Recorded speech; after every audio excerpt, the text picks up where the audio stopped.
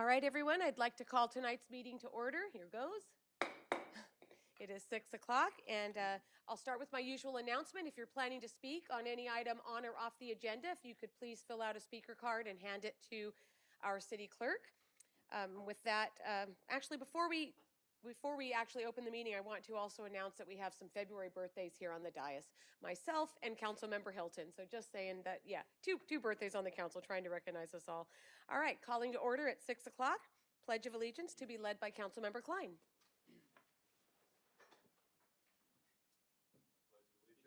To the flag of the United States of America and to the republic for which it stands, one nation, under God, indivisible, with liberty and justice for all. And please remain standing, if you would, for an invocation by Pastor Greg Quirk of South Valley Community Church. Thank you, Mayor, Council. Let's pray. Well, Father, we're grateful for what makes a city truly successful. It isn't just the responsibility of council members and the mayor, but it's all who work behind the scenes. We're grateful that if we have an emergency, life-saving resources are only minutes away. We have a police force of dedicated men and women who work hard to keep us safe. And I pray that you'd bless the men and their families that we commission here tonight. We welcome them to our team. We are grateful for our city workers that are out maintaining our city and many times working in busy roadways. Keep them safe. Our building department, our city planners, our business owners. So bless all who have a hand in making Gilroy a great place to live. We pray in your name. Amen. Amen. Thank you. All right, City Clerk's report on posting the agenda and roll call, please. Yes, Madam Mayor. The agenda was posted on Thursday, February 2nd at 4 p.m. Councilmember Almaderis? Here. Councilmember Bracco? Here. Councilmember Klein? Here. Councilmember Hilton? Here. Councilmember Marks? Here. Councilmember Tovar? Here. And Mayor Blankley. Here. All right, 1.6, orders of the day, two things. One, we do not have a closed session tonight. That will be instead at our next council meeting.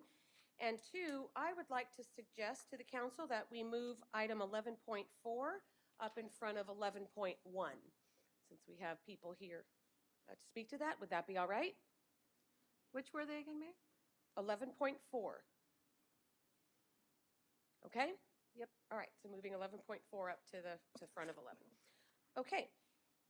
1.7, employee introductions. We have Chief Espinoza, who's going to introduce 4 people. Madam Mayor, members of council, and members of the community, very happy to introduce our 4 newest family members of GPD, 4 new police officers that are joining our ranks. We're going to start off with Luis Gonzalez.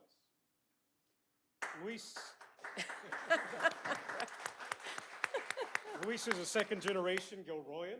He is a middle of 3. He graduated from Gilroy High School. And while in high school, he started his customer service experience as a sales associate and was promoted eventually to a supervisor.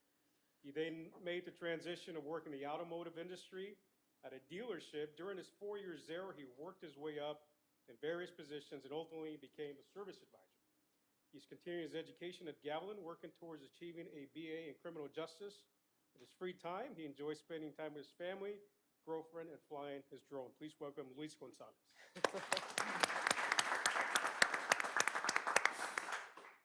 Good evening, Mayor, City Council members of the community. I just want to say I'm honored to be able to serve the community in which I was born and raised in. Thank you. Thank you. Next, we have Mario Corvera. Mario was also raised in Gilroy and graduated Christopher High School. While in high school, Mario also started his customer service experience as a courtesy clerk and warehouse employee for a few local grocery stores. He then went on to work in the security industry and volunteered as a police explorer. He was hired by Santa Clara County Transportation Authority as an account manager for their transit security team, and he had the opportunity to gain valuable and transferable experience into his current career as a police officer. He's a middle child of 3, and his mother is from El Salvador, Central America. In his free time, he enjoys spending time with his family, daughter, and going on motorcycle rides. Please help me welcome Mario Corvera. Good evening. Honored to be here today. Thank you so much for giving me the opportunity to work for the city I was born and raised in. This community gave me so much, and I'm happy to be able to return that to the community members as well that I may be serving. Thank you. Thank you. Welcome. Thank you. We have Justin Rhodes. He graduated from Madison High School in San Diego. He still has family in San Diego, and his mom and sister live in Oklahoma. He worked for the sterile processing surgical services at a hospital in Oregon for 3 years, and he's been in Gilroy for the last 4. Prior to joining us, Justin worked in executive protection for 2 high-profile clients in San Diego and Atherton for a total of 10 years. In his spare time, Justin enjoys going to the gym, watching movies, traveling when possible, and spending time with his fiancée and family. His fiancée's family has been in Gilroy for the last 30 years. Please help me welcome Justin Rhodes. Good evening, Mayor, council members, City of Gilroy. I just want to say thank you for this opportunity. And since I've been here for the last couple of years, I haven't gotten anything but open arms and gratitude. Thank you so much. Thank you. And last, we have Travis Johnson. Travis was born and raised in the Bay Area and graduated from Independence High School in San Jose. He has lived in Gilroy for the last 9 years with his fiancée, parents, and their 3 children, 2 of which are currently attending Gilroy schools. Justin has 5 years prior law enforcement experience as a jail deputy with Monterey County and a patrol officer with the city of Coalinga. He's a lifetime martial artist and holds a 3rd-degree black belt in Taekwondo. He was also a world-rated professional fighter for several years and a founding member of the American Kickboxing Academy in San Jose. In addition to spending time with his family in his spare time, he enjoys watching sports, reading, running, and working out. As a Gilroy officer, he's excited to serve and protect the community he loves. Please help me welcome Travis Johnson. Good evening, Mayor, council members, and the community of Gilroy. First off, I want to let you know that I'm really, really excited to serve and protect and be a part of this city that I love. It's awesome to be here, and I want to thank you guys for the opportunity, and I won't let you down, all right? I love being here, and thank you so much. Thank you. Was that 3 of them that were engaged? Are 3 engaged? Did you say fiancés to 3 of them? 2 engaged. 2. Oh, I'm like, man, everybody's engaged. Okay. All right. Thank you all. Thank you very much. Okay. Item 2, ceremonial items. In light of recent events and the continuing danger from those who acquire guns for acts of violence, we join in solidarity across the nation to strengthen those who have survived such violence with this proclamation. Whereas thousands of Americans are killed and or wounded from acts of gun violence every year, and whereas on average 3,160 Californians are killed in acts of gun violence every year, and nearly 7,300 more are shot and wounded, and whereas a gun violence survivor is anyone who has personally experienced gun violence, whether by personal injury or by witnessing an act of gun violence, including those who experience gun violence in the line of duty. And whereas forms of gun violence can include, but are not limited to, homicides, domestic violence, suicides, mass shootings, and unintentional shootings. And whereas by commemorating National Gun Violence Survivors Week on February 1st through the 7th, cities across America will raise awareness about gun violence, honoring the lives lost and standing with those who survive. And whereas we renew our commitment to reduce gun violence and pledge to do all we can to keep firearms out of the hands of those who are a danger to themselves or others, and encourage lawful and responsible gun ownership to help keep our communities safe. Now, therefore, I, Marie Blankley, Mayor of the City of Gilroy, on this 6th day of February, 2023, along with my colleagues on the City Council, join in recognizing February 1st through the 7th as National Gun Violence Survivors Week. Okay. Next is item 3.1, presentations to the council. This is the time for anyone to speak on items not on the agenda but within our subject matter jurisdiction. And Ty, do we have speakers? Yes, Madam Mayor, we have 1 speaker, and Okay. that's Robert Cepeda.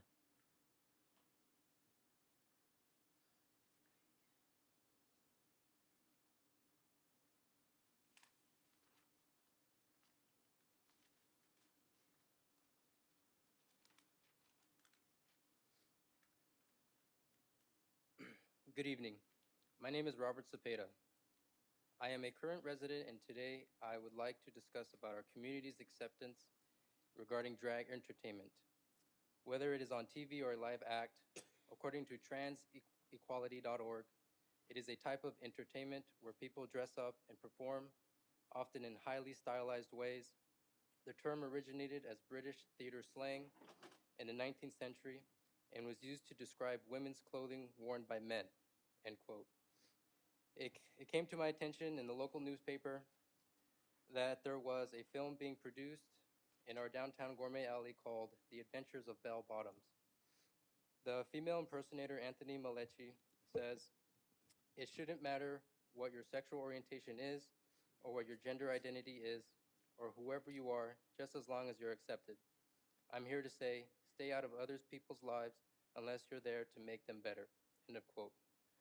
Overall, I believe most people agree with that, including myself, which brings me to say the overwhelming trend about what a person's gender identity or sexual orientation is shouldn't be demanded regularly.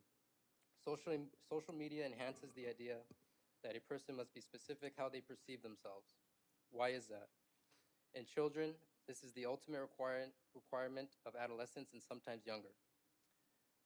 This film doesn't specify if it is only for adults or family friendly. I am concerned about the content implemented in drag entertainment. There have been many events where drag performers have sexually exposed themselves in front of children. You can see these videos on YouTube under drag shows for kids. These events claim to be for all ages and family friendly, when in fact they are not. If a child is not allowed in strip clubs, they shouldn't be at these events. This should be common sense. No group of people or community should be exempt from law, especially when they sexualize innocent children. This is not making people's lives better and clearly isn't accepting or acknowledging the harm being done to kids. This film that was produced in Gilroy should be evaluated before release, as all films are regardless, along with parental and viewer discretion being advised. Thank you. Thank you. No other speakers? No other speakers, Madam Mayor. Okay. Moving on from item 3 and on to reports of council members. Councilmember Bracco. Yes, Mayor, I wanted to give a special recognition to our mayor and say happy birthday Oh, thanks. because most of you don't know, the mayor keeps track of all of our birthdays and makes sure we get recognized month after month. So thank you. Happy birthday. Thank you. Councilmember Armendariz. Thank you, Mayor. So short, I was alternate to the Joint Powers Authority of the Library for Santa Clara County, and we discussed, well, first we elected a new chair, and her name escapes me now, but she's from the city of Campbell, and she was previous vice chair. And also they announced that they're going to start a pilot program to open early. The library's early. It'll be starting with the Los Altos Library, where they have just automated services. So people will be able to be in the library studying or doing what they need to do and be able to check themselves out an hour or two before the library opens. And it seems to be successful already. So we might be looking forward to that in Gilroy. Thank you. All right, thank you. Councilmember Marks. No report. Councilmember Hilton. Thank you, Mayor. From Silicon Valley Clean Energy, last month, one of SVCE's 16 power purchase contracts began delivering renewable wind energy generated in California. Under a 15-year contract with TerraGen, SVCE will receive 77 megawatts of electricity, which accounts for nearly 5% of the annual retail load. The energy received from this project helps SVCE meet the state's renewable portfolio standard and is complementary to the other long-term clean energy sources in the SVCE power mix. When SVCE launched as the local clean energy provider for 13 Santa Clara County communities, the board of the Joint Powers Agency set the direction of providing carbon-free electricity on an annual basis. SVCE is on track to meet its renewable energy procurement obligations as mandated by the state. SVCE has contracts with 16 long-term renewable energy projects totaling $1.8 billion. SVCE is also facing new challenges to meet its 100% clean goal, such as competition for resources, drought conditions, supply chain constraints, and regulatory changes. All clean energy providers in the state are facing these challenges. Following significant reliability events during the summer, there is an increased focus on the role natural gas power plants play for keeping the lights on and its role through the 2030s as new clean energy resources are built. SBCE remains committed to its mission and is working on innovative solutions to advance the statewide transition to a carbon-free grid, such as continuing to contract for clean, long-term resources, exploring long-term hydro, continuing to monitor developments in the new clean energy technology, and more. Thank you. All right, Councilmember Klein. Yes, Frank Johnson, our Executive Director of Visit Gilroy, stated the January numbers aren't in yet. This is the slow travel season. It is reflected in the hotel occupancy, which was 39.8% for December, but overall, we're up 6% from last year. Our social media presence continues to grow from the website's 4% increase in users over prior month and 85% increase over prior year. Visit Gilroy staff is working on the Gilroy Dream Wedding Expo, which is in March 26th. The purpose of the expo is to promote Gilroy as a destination wedding venue. Signups are ahead of last year's with 35 slots of 45 taken. The Gilroy Board of Directors approved the tidbit budget for calendar 2023 with few changes from last year at $230,000. Board members and staff completed the Brown Act training to familiarize and educate everyone on rules and regulations as they pertain to a 501c6. December was a big month, and I went too far ahead. Excuse me. December was a big month of the visitor center with a 19% increase over the previous year, but January numbers are down due to weather and the season. Visit Gilroy is busy planning regional media buys to attract more overnight stays from out of the area. The Gilroy Youth Task Force met in January, and we were greeted by former council member Peter LaRoe Munoz. It was noted that he looked very happy and relaxed. He officially resigned as president, and the board approved my selection to replace him. And then finally, on a personal note, I was able to attend the new mayors and city council members training in January, put on by the League of California Cities in Sacramento. I learned a lot, attending sessions with Morgan Hill Mayor Mark Turner and Morgan Hill Council Member Marilyn Liebers. The education of Councilmember Tom Klein continues. Thank you. Councilmember Tovar. I love it. Thank you, Mayor. Just to echo what Councilmember Brockville said, I want to also wish the mayor a happy birthday. Thank you for all that you've done for us and you continue to do, and also to Councilmember Hilton, a happy birthday to you as well. I want to go back to our strategic planning meeting. I just want to thank everybody that put that together. The community members that showed up and gave us very valuable input, and I think we learned a lot, not only from what the community is looking for, but also what we're looking for as a council here. So I want to thank everybody involved in that. And I also want to thank my colleagues on City Council, our city manager, and our department heads for afterwards we all got together and we had a peaceful meal and really bonded and heard some great stories. Pedro, really good story Pedro shares. So if you ever see him, he'll tell you a bunch of stories. But I just want to thank everybody for doing that. I think it really gave us an opportunity to sort of get to know each other outside of City Hall, and I hope that we continue to do that. Thank you. Thank you.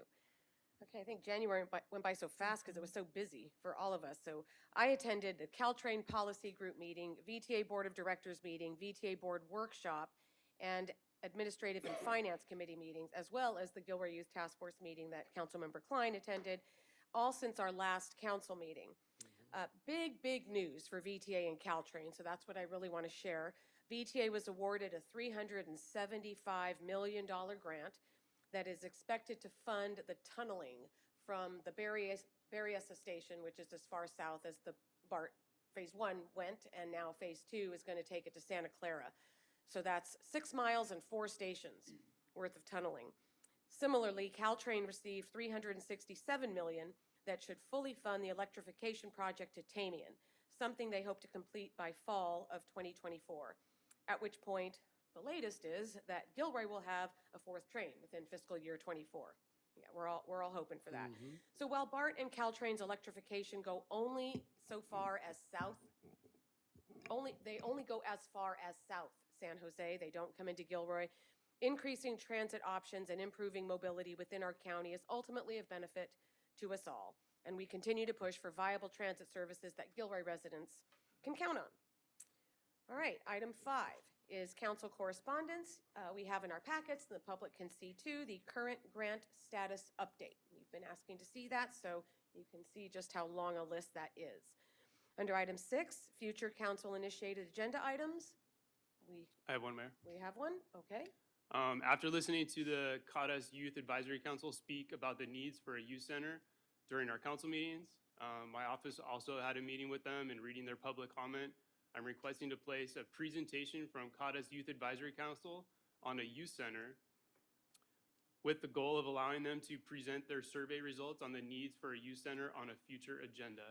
I would suggest this happen under presentations to the council, and I'm happy to answer any clarifying questions. Okay, any council members wishing to support that? Mayor, can I Support? ask a question? Sorry. Mm-hmm. Thank you, Councilmember Hilton, for that. Jimmy, maybe the question's for you. Regarding the discussion we had about the youth center at our strategic planning, or maybe Zach as well, is this presentation, again, are we looking at just sort of their findings, or is it more they're looking to sort of, is there some assumption that they may think that they're going to run this youth center if it's built? I'm trying to understand a little bit more. Thank you. I've seen the presentation. I didn't get any sense that they were advocating any more than that the city needs to build a youth center. And so we have advised them that in order to present to council, they have to go through the same process as council members and the public. And so this is, their method of trying to get that presentation, but it didn't seem like. Okay, thank you. No, and I think many of us, if not all of us here, support that idea. So with that, I'll support that. Thank you. Yeah, the content of the presentation is totally up to the presenter, right? Okay. All right, so that needs council majority support?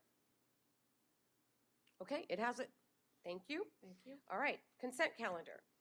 Anything wishing to be removed from consent? No? Okay, I would like to open public comment on the consent calendar. No public comments, Madam Mayor. All right, closing public comment on the consent calendar. Okay. Second. Motion by Councilmember Bracco, seconded by Councilmember Armendariz to approve the consent calendar. Probably the only one who can't figure this out.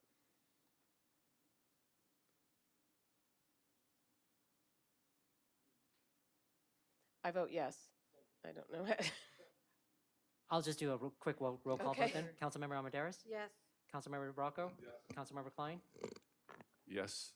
Councilmember Hilton? Aye. Councilmember Marks? Yes. Councilmember Tovar? Yes. And Mayor Blinkley. Yes, all right, that passes unanimously. Okay, bids and proposals, item 8.1. Approve the purchase of 2 Public Works vehicles, one 2023 Ford Super Duty F550 dump truck and one 2023 Ford F150 crew cab, utilizing Sourcewell bid 091521-NAF in an amount not to exceed $154,829. Leanne. Good evening, Mayor, members of the council and community. Tonight's item is to purchase 2 vehicles for Public Works for the water section. During the fiscal year 22 and 23 budget process, we did allocate funds to replace some Public Works vehicles that had reached the end of their useful life. And these are 2 vehicles coming forward for that purchase. Working with staff in Public Works as well as in Fleet, who maintains these vehicles, they identified the needs of the water section and what they needed these vehicles to be able to do, and created specifications that we then went out and shopped. We were able to utilize a Sourcewell tag-on contract to get the best pricing for the vehicles. We had, the quotes are included in your packet, so you can see those particular details. This allows the city to take advantage of the purchasing power of competitive pricing that comes through the Sourcewell bidding process for public agencies versus pricing in the open market. The National Auto Fleet Group is the dealer who has the bid through Sourcewell and provided us with the quotes. They are a dealer in our region located in Watsonville, California. The 2 Public Works vehicles, like I said, will be assigned to the water section. The Ford F550 dump truck will replace a 1989 Freightliner. This will increase capacity, and its features will really help the Public Works team. And after 34 years of being in service, it's difficult to find replacement parts for this vehicle for maintenance. And it also no longer meets the California Air Resources Board emissions program and regulations, so we're very limited on how we can use the existing vehicle anyway. This vehicle, like I said, is coming from the National Auto Fleet Group for a total cost not to exceed $97,436.31. The second vehicle is a Ford F-150 Crew Cab pickup truck, which will replace a 2011 Ford Ranger that has 143,000 miles on it. It's out of service a lot for repairs, so we're looking to replace that. Same source will bid, and the amount of $57,392.62. Both of these vehicles became available to us because some orders were canceled, which allowed us to take advantage of getting 2023 pricing and immediately available vehicles, which is difficult to do right now with the supply chain, COVID, and just a variety of issues. Vehicles are difficult to get. And when we go out to bid, we would be paying 2024 pricing, and we'd be on an 8 to 14-month wait list for our turn to come up for purchase of these types of vehicles. So these are vehicles that, again, will be assigned to the water section. And these vehicles, although assigned to that section, can be shared. They are often used across sections within the Public Works Operations unit based on city needs. So these two vehicles will get a lot of use. We looked at other alternatives, but just getting this 2023 pricing and immediately available was just too good of a thing to pass up. So we took advantage of it. We have some other vehicles that we're putting out to bid, so we'll be back to you with some other purchases as well. We have funds available in the fiscal year 23 budget. So that was already included, and these pricing actually comes in below what we estimated, so we'll have some savings. If council approves, we'll immediately finalize the contracts, and we will get these vehicles delivered to Gilroy as soon as possible. Happy to answer any questions, and Abraham Carmelino, our fleet superintendent, is here if there's technical questions I'm not able to answer. All right, thank you. Okay, Councilmember Bracco. Yes, Leanne, on the dump truck, does that price include the bed already mounted on it? Yes. And what is the Ford? Is it just a pickup? I'm sorry? The Ford is just a pickup? It's the large Ford Super Duty F-550 truck. Mhm. Okay. As someone that buys a lot of trucks, that is smoking pricing. I've never seen anybody get that kind of a price. So that's really good. Yeah, good to know. You want in? Okay. Can we all get the same deal? If there aren't any other questions from council right now, I'd like to go to public comment. No speaker cards, Madam Mayor. Okay, closing public comment. So looking for possible Move for action. approval? Okay. Second. So we have a motion to approve by Councilmember Tovar, and the second was Councilmember Armendariz to approve the purchase of the vehicles list in the staff report in an amount not to exceed $154,829, utilizing Sourcewell bid, and authorize city administrator to execute all related purchase documents.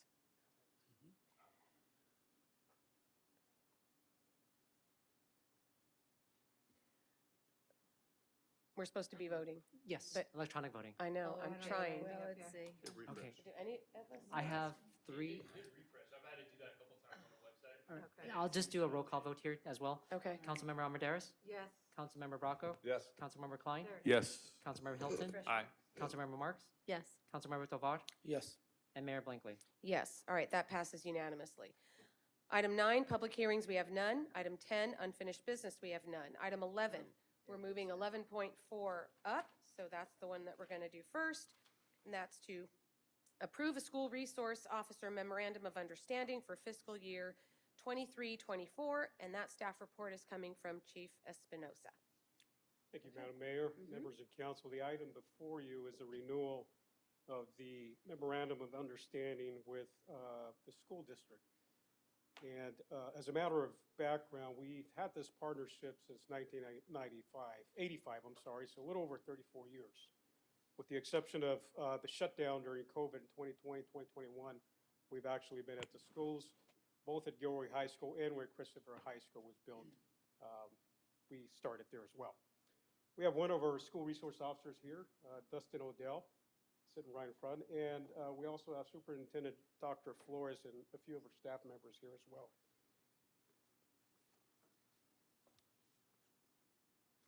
Again, when we revisited the MOU in 2022, we shifted the purpose of the school resource officer, really identified the primary purposes of how we wanted them to, what role we wanted them to take part in the schools. And so the primary purposes are, one, to maintain a safe and secure campus for both for student and staff. And really, they are the subject matter experts on campus relating to acts of violence and consult with the school administration to come up with a best possible solution to any particular incident there. Preserve life and property in a manner which promotes community. And very important is develop the positive relationship with students, act as a resource, and really be the first line engagement officer on behalf of the police department. They support the GSUD SD staff in securing and transporting prohibited and confiscated items and illegal to have on campus under California law. And so when they respond to these types of calls, they initiate an investigation, and accordingly, they will confiscate anything illegal and book it into our secure property room. And so they are the first line of making sure that they are transported in a safe manner. Divert youth away from the criminal justice system to restorative justice programming. And I'll speak a little bit about their professional development here shortly, but restorative justice training as part of that development. And connect youth with mental health behavior services. And so the school district has hired clinicians and counselors to be on campus, and so they work closely with our police officers and our mobile crisis response team to better serve and provide those very helpful resources to kids in crisis. As a matter of introduction, for those of you who don't know the two school resource officers, they have close to 20 years experience. Dustin Odell, present here with us, was born and raised in Monterey County, graduated from Sacramento State. I think he was a collegiate athlete, I heard. He's been a police officer for over 10 years, started his career with the San Jose Police Department, married with 4 children. Andrew Lopez is at Gilroy High School. And by the way, they service the feeder schools. Dustin's at Christopher High School and Andrew at Gilroy High, but they also serve the schools that feed into those high schools. Andrew graduated from CSU Monterey Bay. He's bilingual, and he's been a police officer for 9 years. He also has adjunct duties as a member of our SWAT team. He is married, and he has 2 kids. Both have attended multiple restorative justice trainings. They have received crisis intervention training, LGBTQ+ training, de-escalation, active shooter, school threats training. And this last school year, they both attended the School Safety Symposium. And also through the South County Youth Task Force, they received diversion training. And Dustin also recently completed Crisis Support 101 for children and adolescents. Aside from their duties as a school resource officer on campus, they make themselves available for any after-hours questions or response that the school may need in the interest of maintaining a safe environment.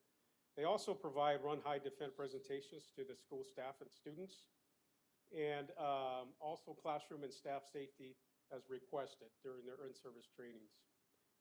Also to the parents, they've done presentations on vaping, dangerous drugs to include fentanyl, and any other trend that may be important for the parents to know.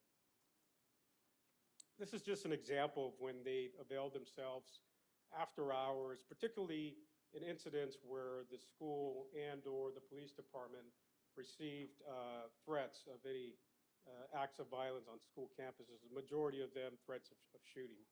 So as you could see, a great asset for the school, great asset for us and the partnership that we have to prevent potential acts of violence on our school campuses here in the city.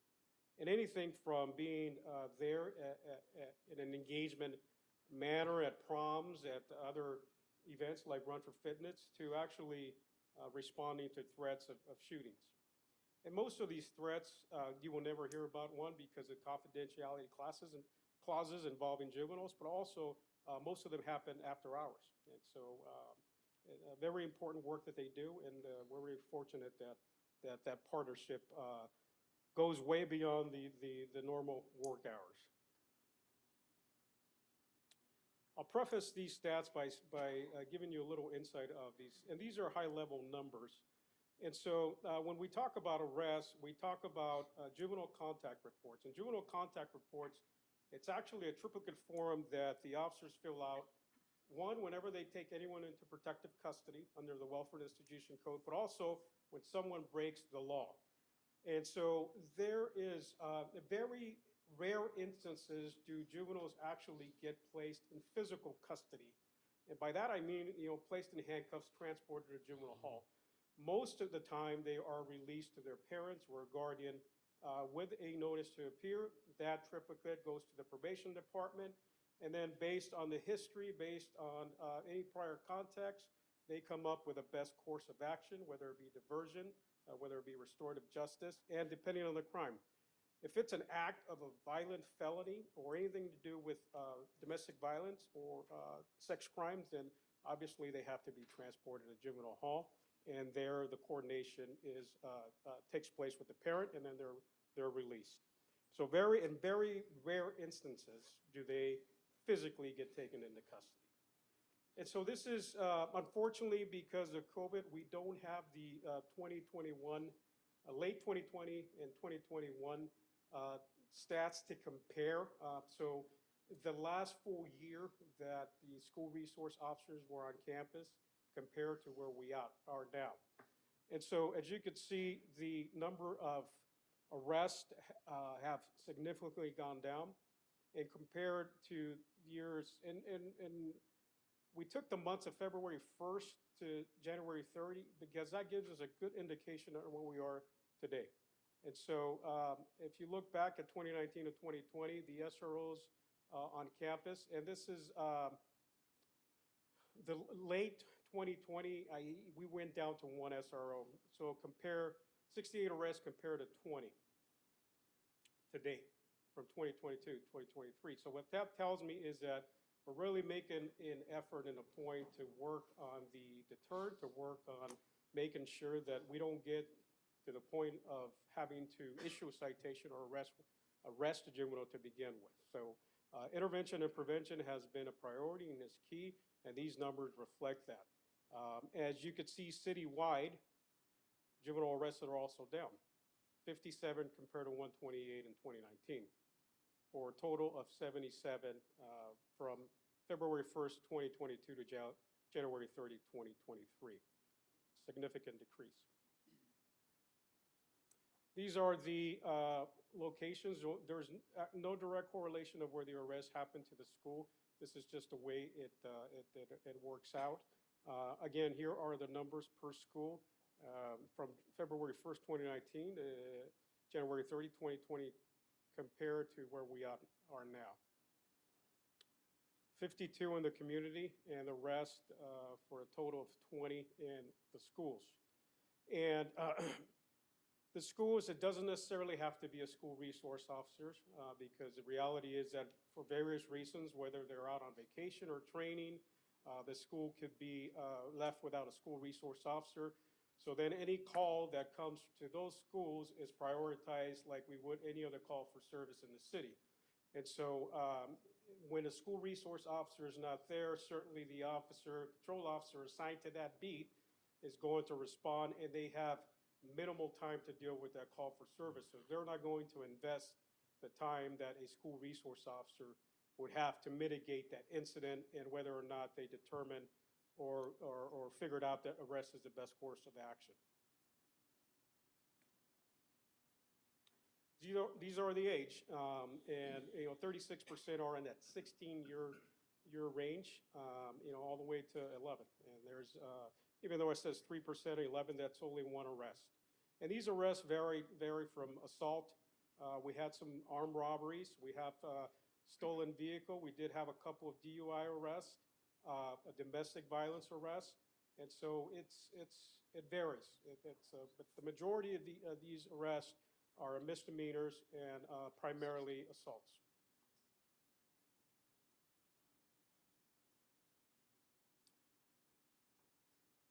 This MOU will go to the school board for approval this Thursday on the 9th.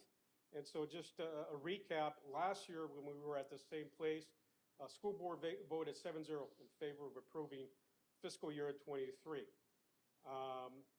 During the weeks of January 20th to the 10th to the 20th, the school district again conducted a survey of the students, the parents, and the teachers, and overwhelmingly they support the SROs remaining on campus. And this is taken from the school district, and this is the number of students that were surveyed.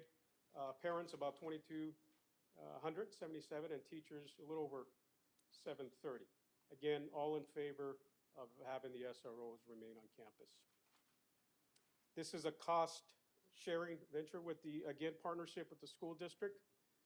The price of 2 full-time SROs for fiscal year 23 is $533,458.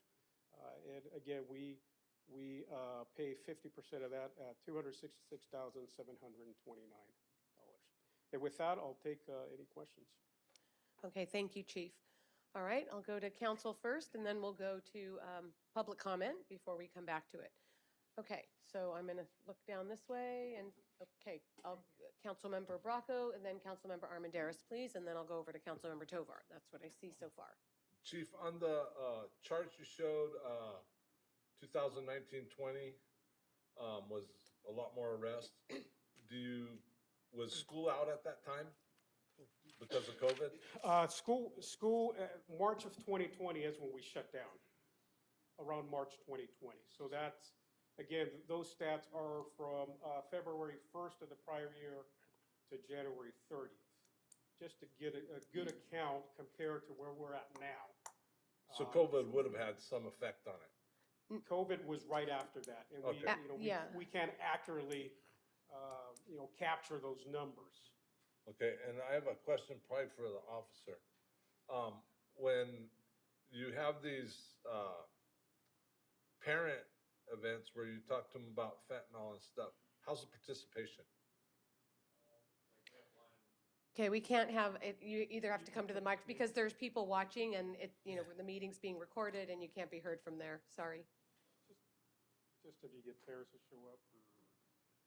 It just depends on the parent outcome. We have one on Wednesday night for Gilroy High's Parent Club, and we never know the turnout. Sometimes we could have 5, sometimes we could have 20. It all just depends on what they get the turnout. Okay, Councilmember Armendariz. Thank you. Thank you, Chief. Could you go back a couple slides to the arrest data between 1920 and 22-23? There. Schools or? Arrest location. Back, oh, okay. Yeah, just up one. Yeah. So I noticed that there's a disparity between the amount of students arrested and where they were arrested. So it looked like 11 arrests by the SROs didn't take place at the schools. Can you elaborate on that? That's possible. So the investigation could start at the school, but the arrests actually happen at their residence. And so that's taken into the community numbers. And conversely, with the patrol officer, those could happen at the residence as well. Would that be because of an incident that happened at school or in the community? Sometimes, I'll give you a good example. Sometimes we get calls from St. Louis. And so unreported fight at the high school, kid goes home, tells parents, I have a headache, and we better get you checked out. Mandated reporters, they call us, we go out there, where did this happen? Let's investigate further. We would like prosecution on this case, and so then we contact after hours the kid at home and issue the citation because the parents demanded an arrest. Okay. Thank you. Councilmember Tovar. Thank you, Mayor. Chief Espinoza already answered my question. So, yeah. Okay. Thank you. Then let's open public comment because I know we have a few. At least I see 3. Yes, Madam Mayor, we have 3. We starting with Debbie Flores, followed by Ron Kirkish, followed by Mike Navasinek. Okay, if you could come sit in the front row if you're scheduled to speak, that would be preferable. Thank you. Good evening. I'm Debbie Flores, Superintendent of the Gilroy Unified School District, soon to be retired. Thank you, Mayor Blankley and City Council members, for this opportunity to speak to you on behalf of the renewal of the SRO MOU. This MOU, by the way, it was already mentioned, it is on our agenda Thursday night, so our board will be considering this item as you are tonight. This MOU is part of a comprehensive school safety plan that has many components designed to keep our students safe at school and to provide positive school climates. This is an essential service in our view in light of the number of school shootings and acts of violence that have occurred in recent years on school campuses. The SROs are assigned to the two comprehensive high schools, as was mentioned. They also serve our continuation high school and the feeder pattern of elementary and middle schools into the two high schools. As was mentioned, some of the primary objectives of the SRO program in our school district is to maintain safe and secure campuses for both students and staff, develop positive relationships with students, staff, and the community, divert youth away from the criminal justice system through restorative justice programming, and connect youth with mental health and behavioral services. The SRO program is an important piece of a comprehensive approach to providing positive, safe school environments that include PBIS, which is positive behavioral interventions and supports, restorative justice training and practices, extensive counseling and mental health supports, social-emotional learning curriculum, an anti-bullying curriculum, and training for staff on these strategies and much more. The SRO program in our district emphasizes prevention, intervention, education, and developing positive relationships. The goal is to issue as few citations as possible on our campuses and only for serious crimes or acts of violence. And in fact, as you've already seen, most of them occur outside of school and school day. The recommendation to renew this contract is fully supported by our principals and assistant principals, district office staff, many of whom are here in the audience tonight. There's also strong support from our school community, as evidenced by recent surveys of our staff, parents, and students, which were administered in English and Spanish. And in closing, I urge you to vote in favor of this renewal of the SRO MOU. Thank you for your time. Thank you. All right, next speaker. Good evening, Mayor, Council, community. I want to echo the superintendent that the SROs are very, very important and a necessary need to protect our kids. Not only our kids, but the teachers too. That it's money well spent. Second of all, I'd like to thank the SRO officer for being here tonight, and I just wish there was more of you. We have a lot of kids in this county, and we do in this city, and we also have incidences that happen. I was driving by the high school a few months ago when I saw a ton of cop cars there, and it turned out that there was some kind of problem going on there, and the SROs were the first plan to attack the problem and bring in forces. They are necessary. They are not there to terrorize our kids, as was spoken about prior. They are there to protect our kids, protect our community, and keep them safe. Thank you. Thank you. All right, next speaker.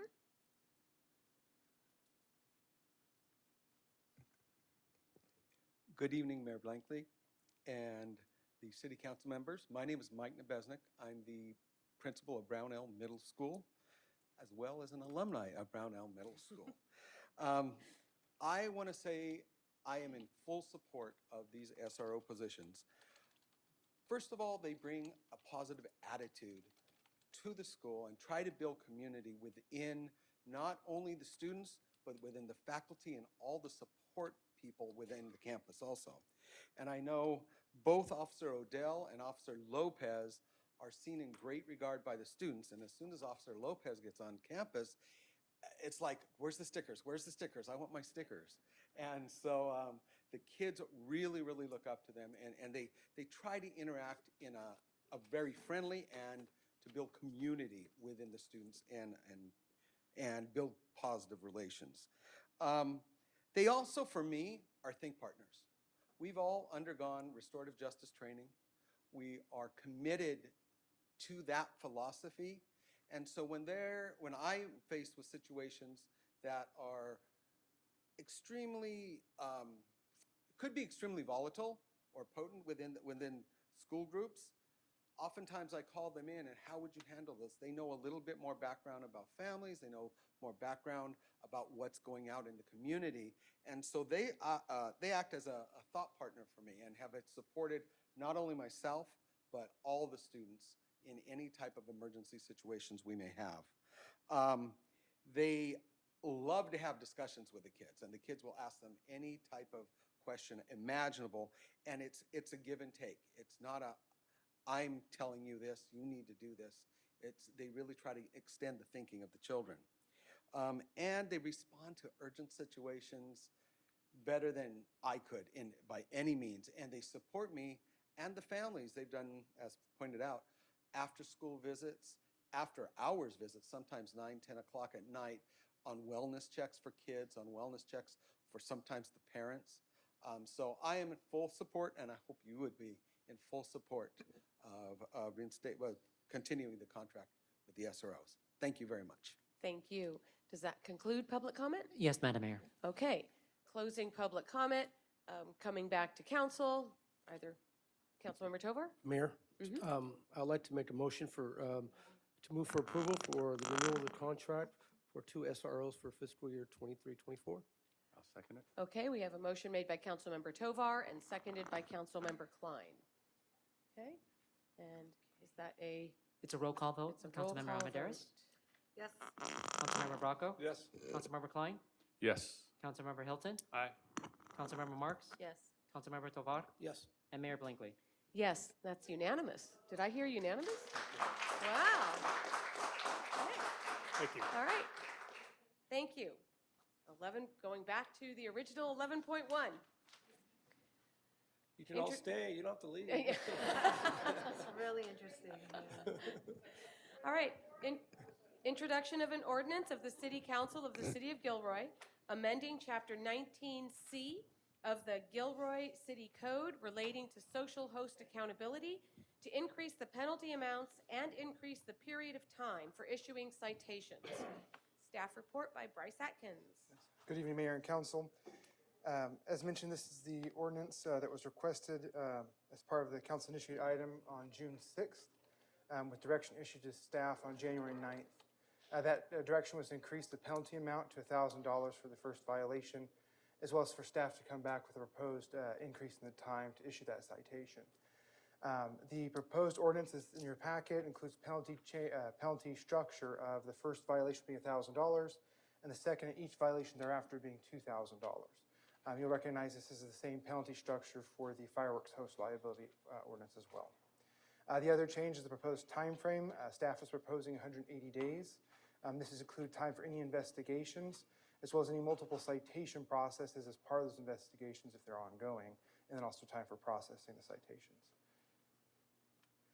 So staff is recommending a motion to read the ordinance by title only and waive further reading and introduce the ordinance amending Chapter 19C of the Gilroy City Code. And that completes the presentation. Happy to answer any questions. Okay, thank you. Council members, any questions? All right, going to public comment. No speaker cards, Madam Mayor. All right, closing public comment. Back to council. I'll second. Okay, we have a motion by Councilmember Bracco, seconded by Councilmember Marks, to read the ordinance by title only and waive further reading. Roll call. Councilmember Almaderis? Yes. Councilmember Bracco? Yes. Councilmember Klein? Yes. Councilmember Hilton? Aye. Councilmember Marks? Yes. Councilmember Tovar? Yes. And Mayor Blinkley. Yes. Okay, that passed unanimously, so now City Clerk will read aloud the title of the ordinance. An ordinance of the City Council of the City of Gilroy amending Chapter 19C of the Gilroy City Code relating to social host accountability to increase the penalty amounts and increase the period of time for issuing citations. All right. Thank you. So that brings us to, do we have a motion to introduce the ordinance? I'll make that motion. Second. Okay, motion made by Councilmember Bracco and seconded by Councilmember Tovar. Also a roll call vote. Councilmember Almaderis? Yes. Councilmember Bracco? Yes. Councilmember Klein? Yes. Councilmember Hilton? Aye. Councilmember Marks? Yes. Councilmember Tovar? Yes. And Mayor Blankley. Yes. All right, that also passed unanimously. Okay, thank you. Moving on to what was 11.2, introduction of an ordinance of the City Council of the City of Gilroy, amending Chapter 19B of the Gilroy City Code relating to pollution control regarding smoking at multifamily housing properties and public events. Yes, Mayor and Council, again, this is a council-initiated item that was requested May 16th. We are joined in the audience by Don Tran from Santa Clara County Department of Public Health. He's here to help us as a resource and as provide assistance during the development of the ordinance. The direction was issued October 3rd of 2023 with clarification at the last council meeting on January 23rd of a few of the terms of the draft ordinance. Overall, the direction was to ban smoking inside and outside of the multifamily housing properties, as well as at public events. The proposed ordinance adds definitions that we'll go over here briefly, adds 2 types of locations to their prohibition list, and then adds a new section that's specific to the regulation of multifamily housing properties. So the new definitions were established specifically for the smoking ordinance, and so it's important to note that these are not for any other chapters of the city code. So multifamily housing is identified in the ordinance as 2 units or more. There's a list of exceptions, specifically accessory dwelling units, mobile home parks, and hotels, to name a few. It establishes the reasonable distance at 25 feet, which is essentially a buffer zone around smoking prohibited areas. It also identifies public events as any event that may be open to or attended by the general public in which the public is invited or in which the public is permitted. Other definitions include common areas, enclosed and unenclosed areas, and a definition of what is meant by a unit. The multifamily housing regulations ban includes new and existing units, enclosed and unenclosed common areas, as well as within a reasonable distance around those. There is an option in the ordinance for property owners to designate a smoking area, provided the requirements inside the ordinance are met. The required language is also to be included in lease agreements, including the third-party beneficiary status to other tenants to sue for violations of the requirements. It permits the city to enforce these provisions, but there's specific language to make sure that the city cannot be essentially a claim against the city for not enforcing it. And then property owners and managers who comply would not be responsible for violations by their tenants or residents or their guests and invitees. That completes the presentation. We're recommending motion to read the ordinance by title only and then introduce the ordinance amending Chapter 19B of the Gilroy City Code. I'm happy to answer any questions that staff or that council may have. Thank you, Bryce. Okay, council members, do you have any questions before I go to public comment? Okay, I'd like to open public comment on this item. Yes, Madam Mayor, we have 1 speaker card, and it's Thomas Lopez Lara. Is Thomas Lopez Lara here? Oh, nice. Okay, come on. You're going to take a minute of your time to get to the podium. Come on. I love it. I love it. You got this. Hi. Dear Mayor, Can you speak closer? Go ahead, closer to the microphone so everybody can hear you. Yes. Dear Mayor and council members, my name is Thomas Lopez Lara. I was born in Gilroy. I am 11 years old and attend to a local elementary school. I support prohibiting smoking in multi-unit housing and in public places. Smoking affects many Latinos like myself. That leads to health diseases.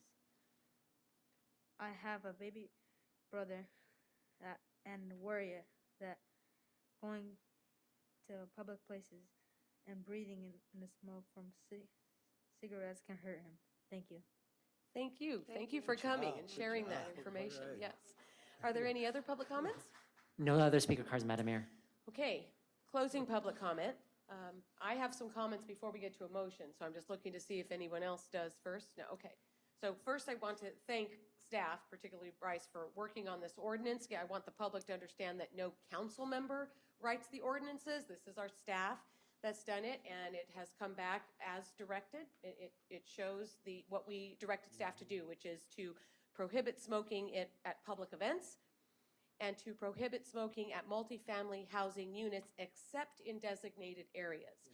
So I'm going to ask that when we get to making the motion to read the ordinance by title only, that we please ask this to come back with a title that includes except in designated areas, because the existing title doesn't reflect that there are designated areas in multifamily housing up to the owners and managers of the multifamily housing. This is not a mandate. This is saying that where you live, there should be a place if the property manager wishes to have that, or your own ADU or your own duplex, whatever it is, for people to go that is within the criteria that's been established, 25 feet away, all that other stuff. So I just would like that to be clarified in the title. So if anyone wants to make a motion, then I would ask that that title clarification be added. Okay, sure. I get so used to just letting someone else make the motion. I would like to move that we read the ordinance by title only and waive further reading with the title change that I just suggested. I'll second it. May I make a clarification? That is, Please. the title being read by the city clerk right now should be the old title. When it comes back to you for adoption, assuming the council agrees, then it will have the new title. And we regard that as a minor clarification change. Okay. Okay, so then my motion is to just read the existing title and waive further reading for now, and then I'll get to part two. Okay, so that was motion made by me and seconded by Councilmember Klein. Councilmember Almaderis? Yes. Councilmember Bracco? Yes. Councilmember Klein? Yes. Councilmember Hilton? Aye. Councilmember Marks? Yes. Councilmember Tovar? Yes. And Mayor Blankley? Yes, so that's unanimous. And now have our city clerk read aloud the title of the ordinance. An ordinance of the City Council of the City of the Gilroy City Code relating to smoking pollution control to prohibit smoking at multifamily housing properties and public events. Okay, thank you. So now the second motion would be to introduce the ordinance with the modification that the title be changed when brought back for adoption. Motion to approve. Second. Oh, I thought I made the motion. Oh. Okay. That's okay. That's all right. I thought I was making the motion, but Then, that's okay. all right. Councilmember Almaderis? Yes. Councilmember Bracco? Yes. Councilmember Klein? Yes. Councilmember Hilton? Aye. Councilmember Marks? Yes. Yes. Councilmember Tovar? And Mayor Blankley? Yes, that's unanimous as well. Okay, great. Thank you all. 11.3, discussion and possible direction concerning oversight and administration of a council-adopted downtown initiatives. Jimmy, you are on.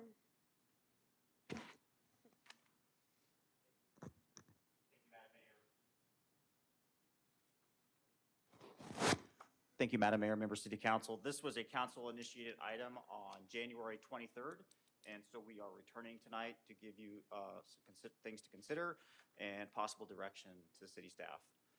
A little bit of background, the original Gourmet Alley Downtown Committee was an ad hoc committee that was approved on November 1st, 2022, and it had 3 council member appointees, and it met for approximately 1 year. Out of that committee came 9 different recommendations that are in various phases right now of implementation. And so the current oversight of that implementation is by the City Council. And the City Administrator's Office is conducting the implementation, which would normally be overseen by the Economic Development Manager, which that position is vacant right now. And we expect to have interviews here in the next few weeks and are hopeful that we'll get a full-time employee there shortly thereafter.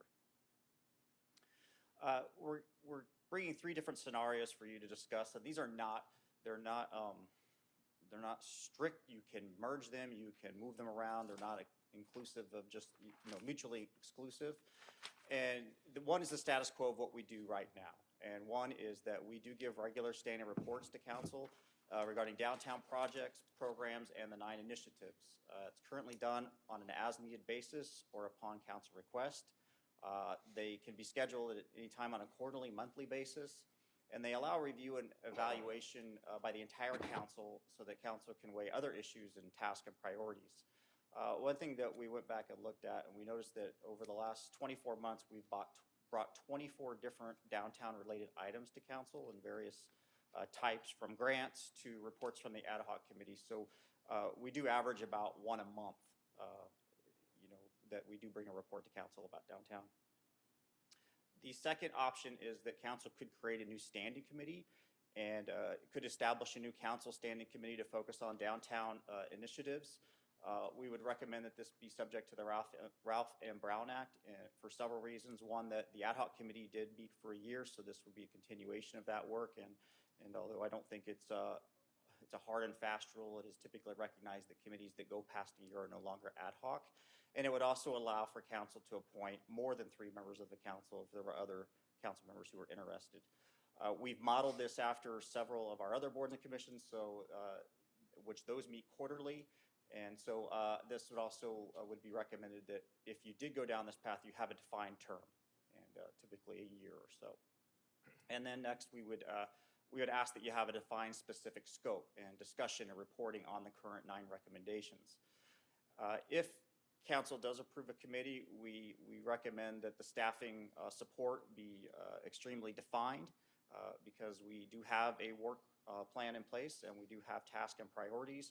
And so we would, as staff, would recommend that we schedule the meetings for you. We prepare your agendas and publicly notice, and then keep track of meeting attendance and record minutes. But a lot of if it's a committee of that size, I think the expectation would be that the committee members would have to do some initiatives and do some support on that for that committee as well. And then the third option is what we're basically saying with anything that we're bringing to council right now is that you can take this as part of your goal priority setting workshop and weigh this against other city priorities. That's really up to council if one of those 3 options is what you're looking for. So our recommendation is that council have a discussion and provide staff direction to either continue the current reporting structure that we have, form a city council downtown committee subject to the Ralph M. Brown Act, or table the topic until March 13, 2023, which is your next city council goal setting and priority workshop. That concludes my presentation. I'd be happy to answer your questions. All right, thank you. All right, so I will look to council members first. If anybody has questions, Councilmember Armendariz. Thank you, Mayor.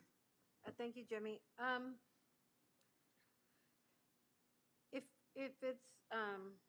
If we have an end date and it's subject to the Brown Act, is this an ad hoc or is this a Brown Act committee? It is a Brown Act, and just the fact that you have an end date really doesn't change the fact that it would still be a Brown Act committee. Okay. And would it be, so as a Brown Act committee, it doesn't have to be 1 year, it could be 2-year committee. Do you see any advantages or disadvantages to that? I think it depends on what the goals of the committee are. If they're defined and those goals take longer than a year, then I think 2 years would be appropriate. I think the work plan kind of dictates how long it should meet. And then you mentioned, or you laid out what staff would be doing during, as staff support for the committee. During the ad hoc, though, you all provided a whole lot more than that. Right, that's correct. So you're saying members of the committee it would be our job or their job to take Right. on that stuff? The point is that I'm trying to make is that if you go with a standing committee that operated as the ad hoc, that becomes then a priority of our time. And so if that's what council wants, I think it's important that you weigh where this fits in, because that is something then we'd be doing staff reports, we'd be doing research and items like that, like we did for the ad hoc committee. Okay, thank you, Jim. Okay, Councilmember Tovar was next, and then Councilmember Marks. No, go ahead, Oh, Councilmember Marks. Councilmember Yeah, go ahead. Marks. Oh, all right. I have a lot to say. I so- really like the 3 suggestions, but I favor number 2. And as vice chair of the ad hoc committee, I know Councilmember Tovar and I have been talking a lot about this. We did not feel, I mean, we're happy with the 9 suggestions that were made and what we're going forth and the money that's been given, the facade grants. But we still have a blight problem in downtown. We have a maintenance problem. This morning, I walked the downtown. We have 28 vacant buildings. And then we sit back and think, why don't we have any traffic? And I feel like what the ad hoc committee did was a good start. But we have to go further because we have 2 buildings being used as storage.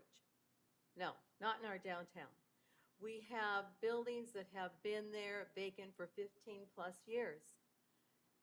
I'm to the point, and maybe it's being really harsh, but I'm to the point, if you can't finish your building, it's time to put a for sale sign up because you are hurting the businesses that are there. And we are here to protect all the businesses and to get some revenue for sales tax for the city.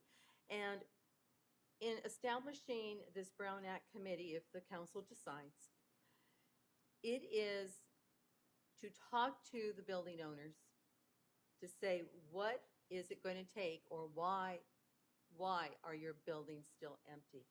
I think some of the expectations that some of the building owners have shared with me is totally out of reach, of what they expect a business to pay for.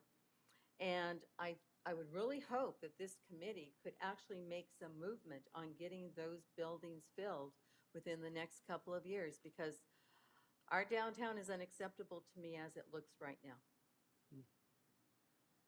Okay. All right. Councilmember Tovar. Thank you, Mayor. So as you all know, with others, obviously, this has sort of been my little push here for this.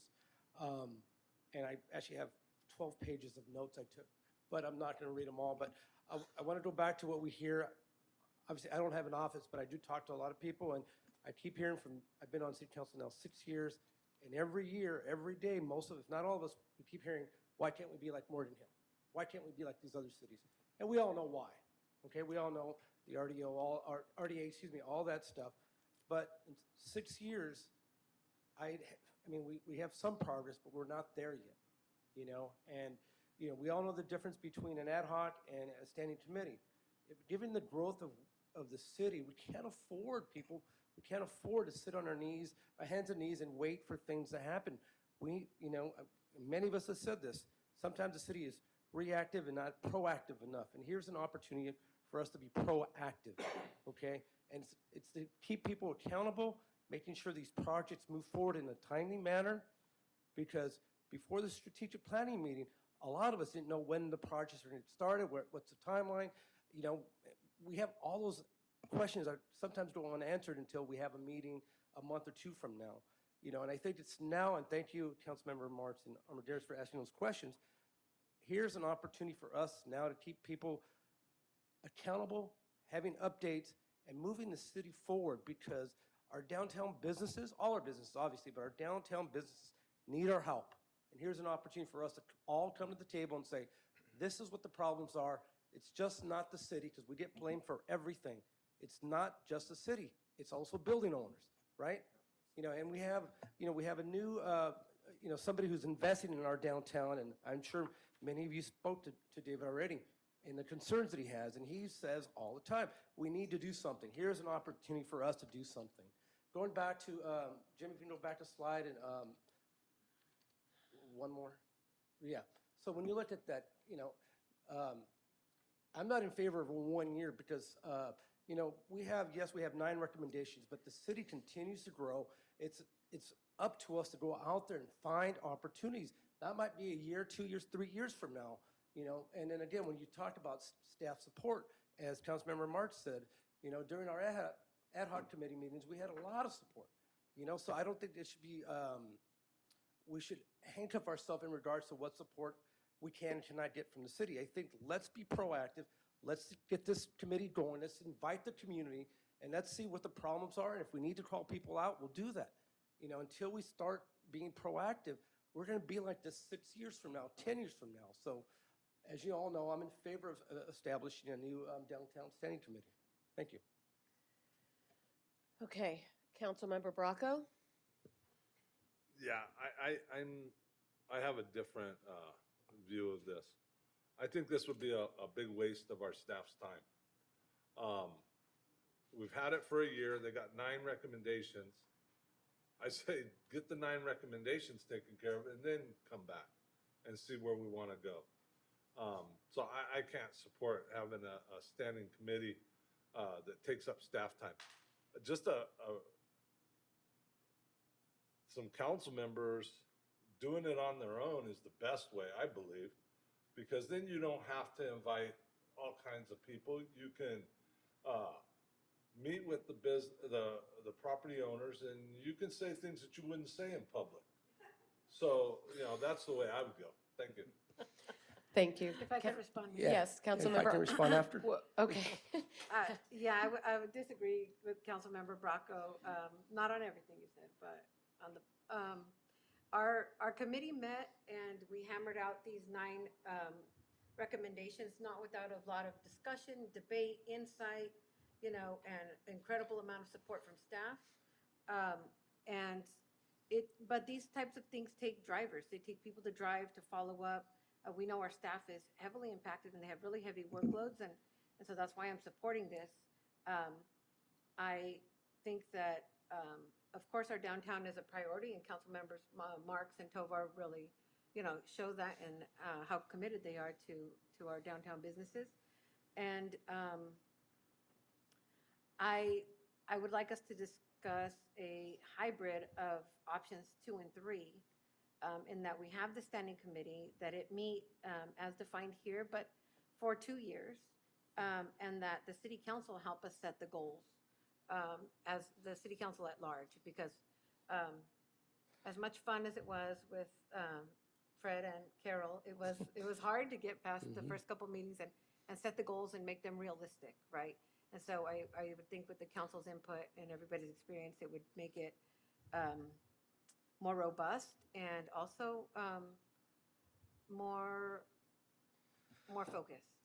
Yeah, so I'd like to see a hybrid of these latter options.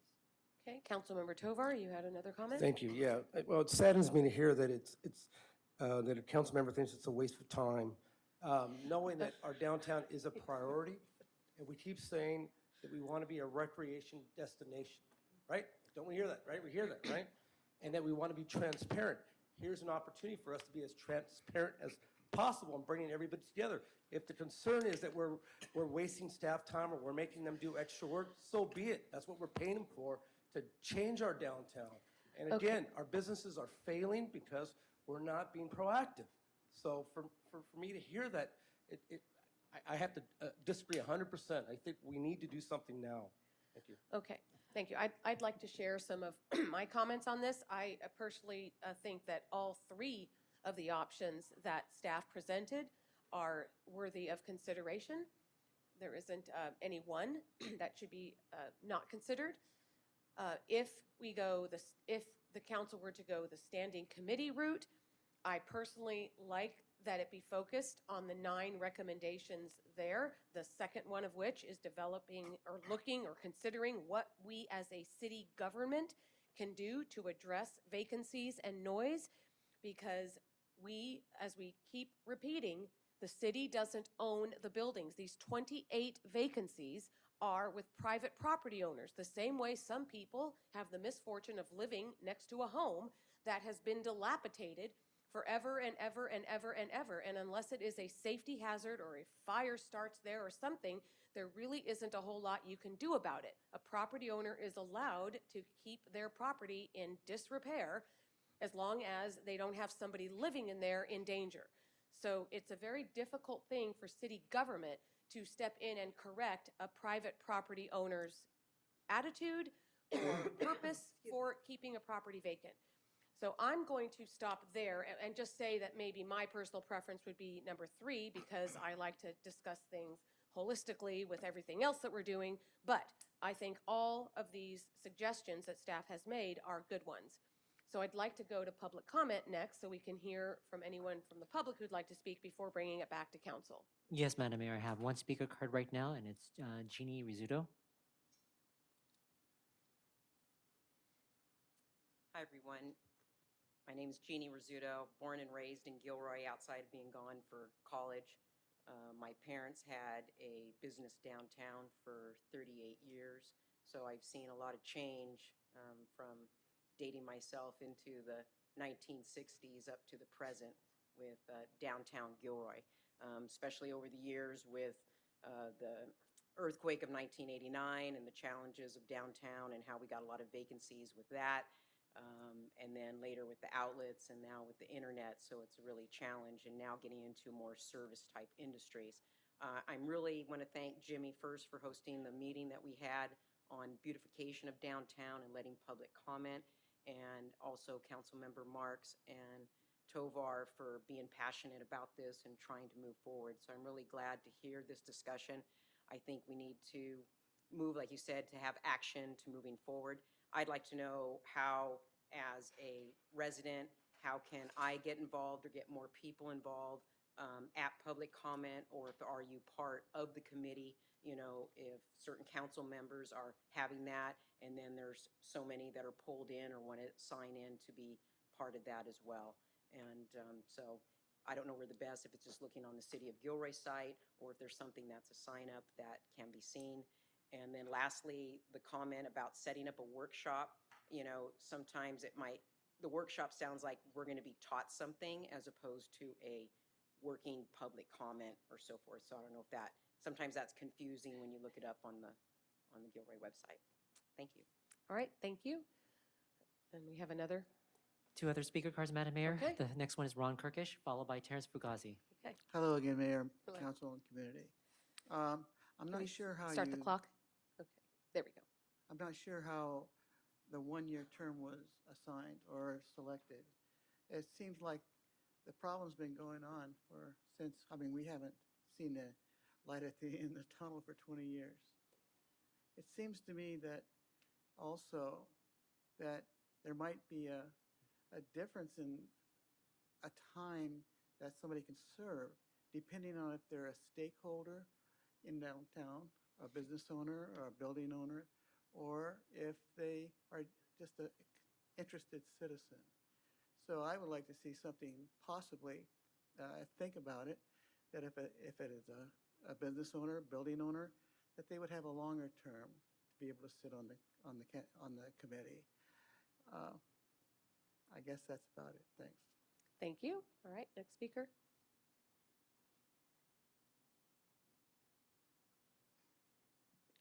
Good evening, guys. Definitely in favor of having some sort of an organized committee for this. One of the things that I keep harping on, and Madam Mayor, I think is not exactly in line with what you said, with you can't enforce things on private property owners. We have a lot of things in the Gilroy City Code already that I've reviewed, and our city attorney might be able to, maybe he'll correct me, I don't know. But there's already a vacancy tax that's in the city code of $120 a year. Don't know how many vacant people are paying that. It's kind of ridiculous that it's $120, and it's up to council that can reset that. On top of that, there is a penalty of up to 10% a month, which means they basically only have to pay $250 or something to keep it vacant. There's also standards in the city code for the windows and the fronts of the buildings to have them, if they're going to be vacant, they have to have artwork or they have to have something in them to make them look that way. So I'm going to go back to enforcement. And if you go to have a committee, I think that's where you should start, is enforcing what we have, not come up with new stuff that we need to do, because there's plenty we can do with what's on the books. And if you need to increase the fines for enforcement or have a graduated one over time for vacancy, these are things I think that are within your purview, and a committee would be a good way to actually put that stuff together and get it implemented. Thank you. Thank you. All right, closing public comment, yes? Yes, Madam Mayor, no other speaker cards. Okay, closing public comment. It's back to council. I have another comment if no one else So do does, I. but okay, Yeah, I do Councilmember too. Armendariz, go ahead. So something that we did discuss during the ad hoc was just an idea proposed, and I believe Ms. Rizzuto just mentioned it, and that is having seats for members of the community at large, members of the business community, maybe a downtown resident seat right on this committee with us. And I'd like to ask if staff could report back to us. If we talk about this at the March 13th workshop, can we get some information on how a committee like that would work and what it would look like? Because I think it would be really important to have, community input as standing seats there, maybe a member of the Downtown Business Association, things like that. Thank you. I believe if we push this, if we do all vote to take option 3, then we would be able to discuss it there, correct? And what it would look like. Okay, Councilmember Marks. Yes, I also agree that we need to have citizen, building owner, and business owners present at this committee. That's what I really envisioned.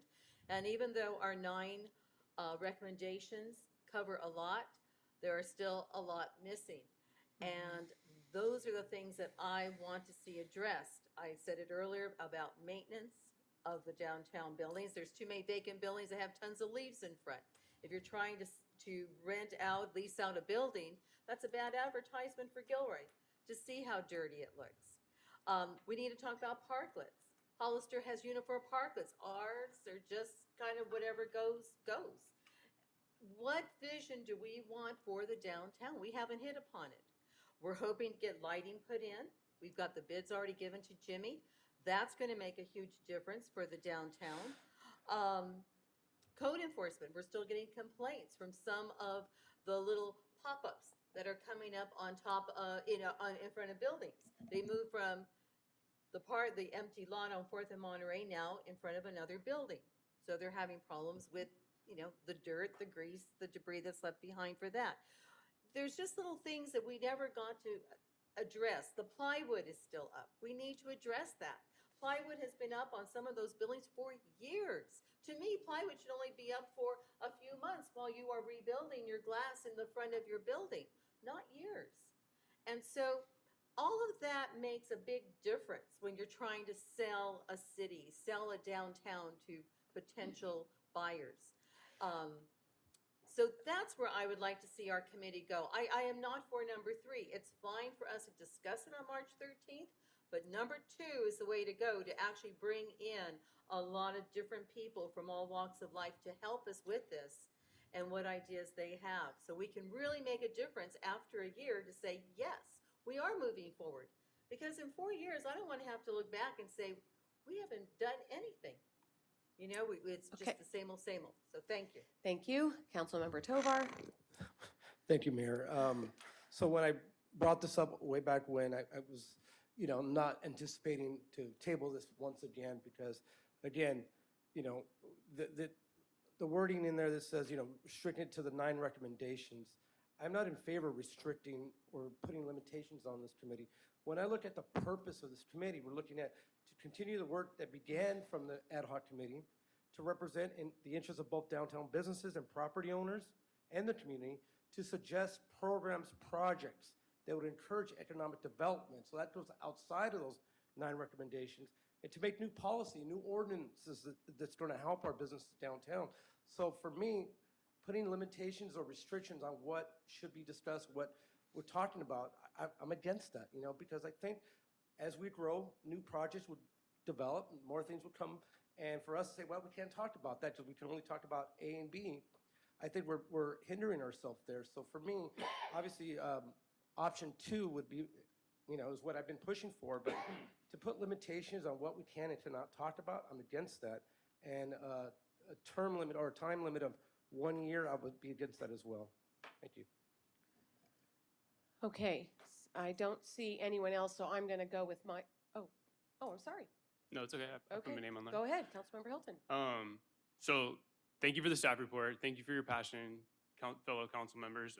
Just remember a year ago, the streamlined consolidation of city boards and commissions, we did that, and one reason why, and Jimmy mentioned it, was, we're trying to reduce city resource consumption and staff time, because that's precious.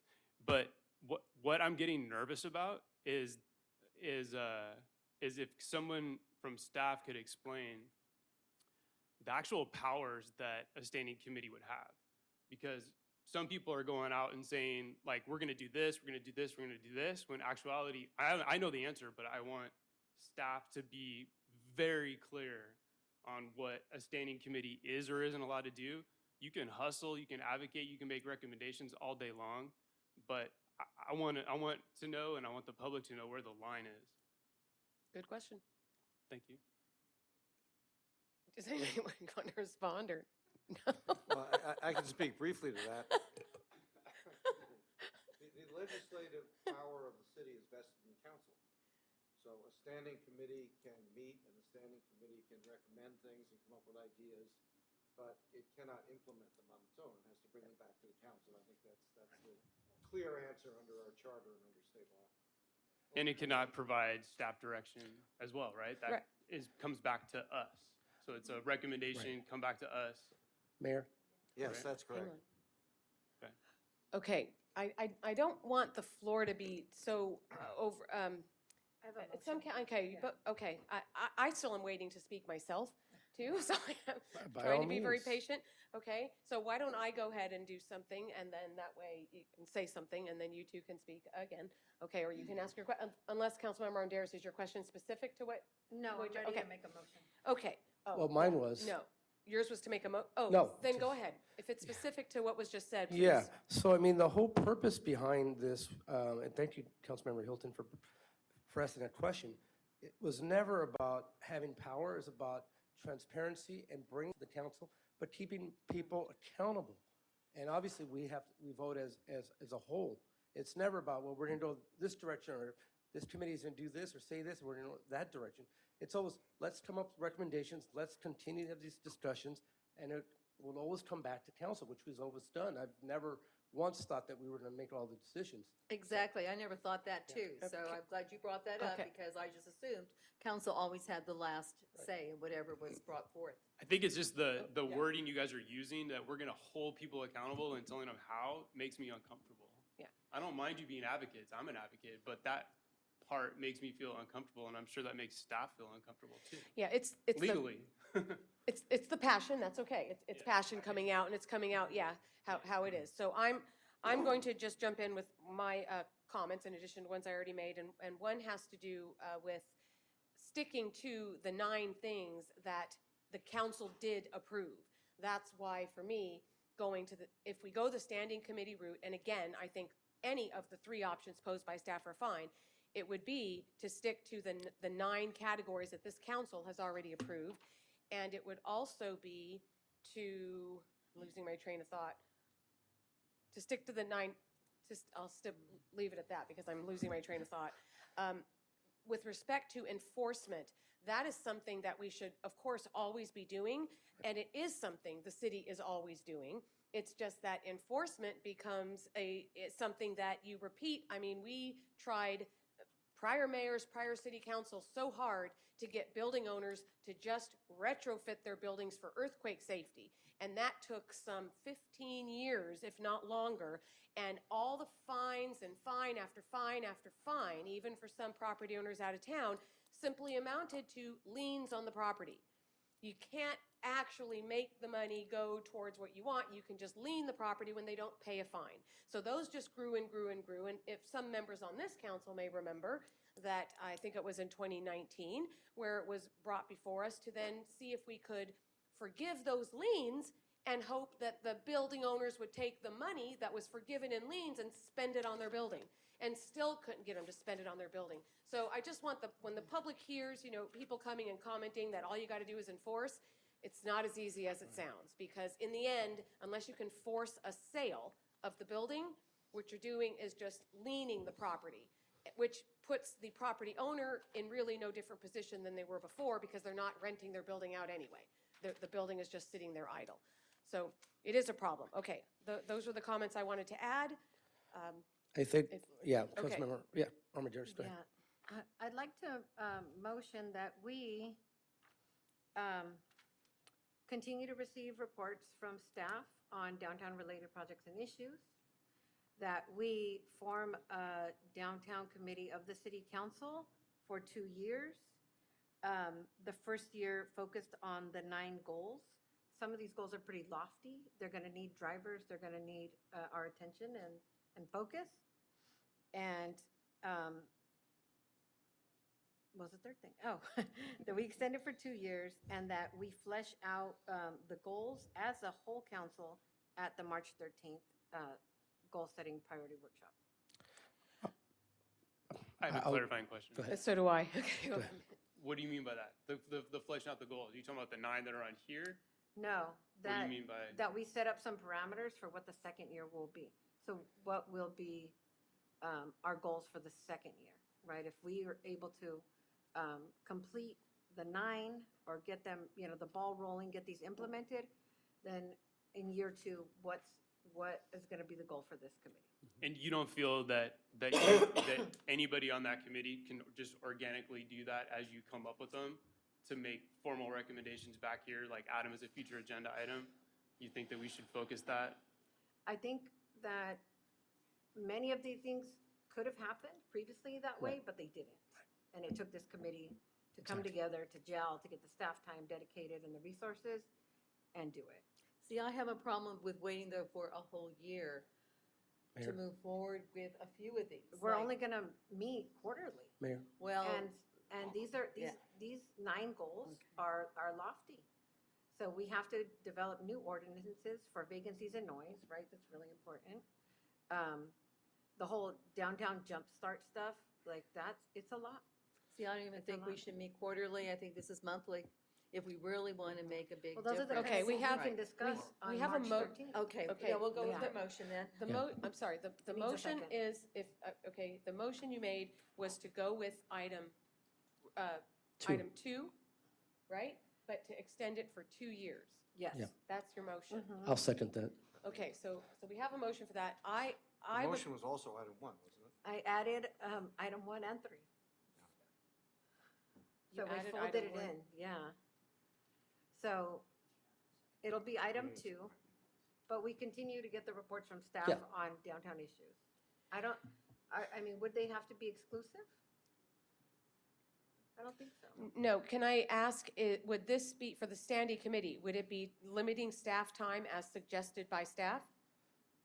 In other words, staff's involvement is scheduling the meetings, preparing agendas, publicly noticing meetings, meeting attendance, and recording minutes. They would participate in the meetings, you mean, correct? That's, Yes, but Yeah. we don't send staff off with direction. no, No. no, no, Okay. no, no. But Yeah, we it's did- never been. But we did previously.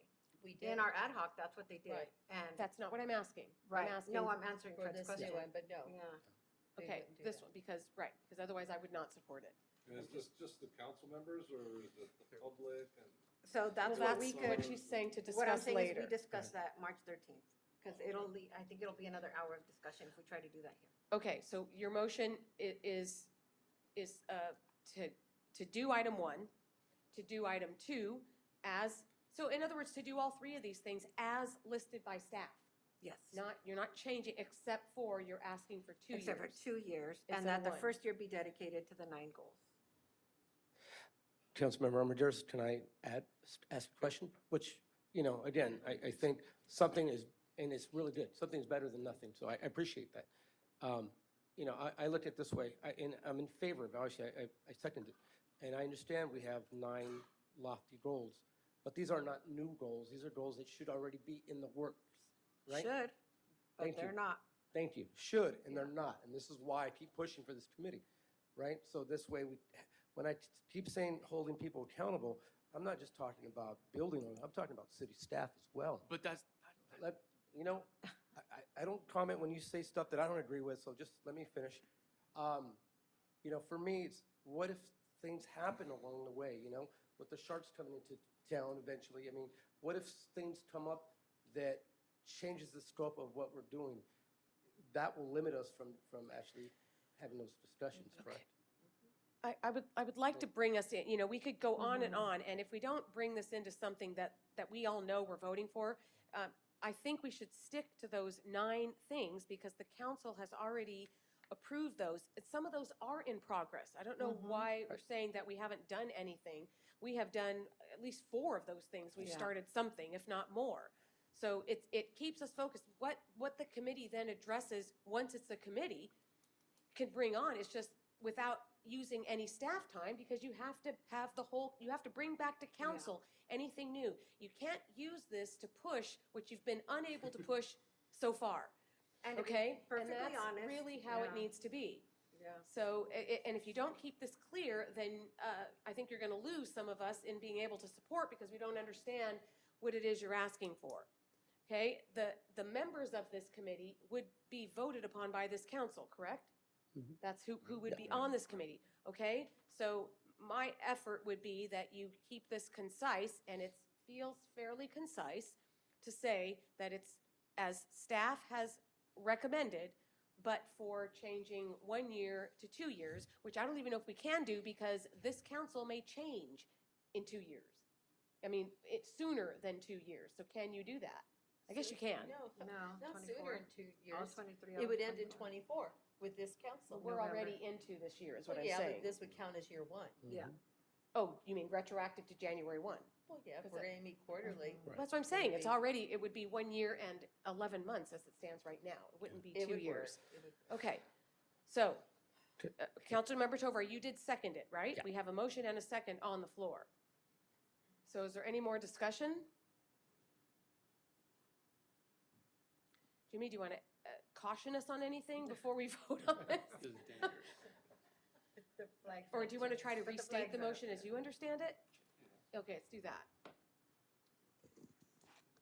The recommendation as I have, or I'm sorry, the motion as I have written it down is that you continue to receive reports, which is option 1, and that you accept option 2, which is for the first year to focus on the 9 goals, and year 2 would be new and additional goals. And Correct. and then as laid out and stated by staff in the report, that option 2 includes those provisions that we've discussed. And then third would be discussing the goals for the second year at the strategic planning priority setting meeting on March 13th. And the structure of the committee. Right. Yeah. And discussing on the 13th, the future goals, that's not, is that considered a meeting where we can approve those things? Or that still has to come back to council the way these 9 did? We will probably have to come back to council several times. One, to establish the council goals and the format of the committee, then get that approved, and then we also would need to assign members. So it's probably a 2-step process after the 13th as well. So you would decide on your goals and priorities for downtown on the Yeah. 13th, but we would have to return to get you to approve those and allocate resources to them. Then you're right, we are going to go into a new council I know. for the 2 That's years. it, yeah. I thought it was going to move quicker. So be it.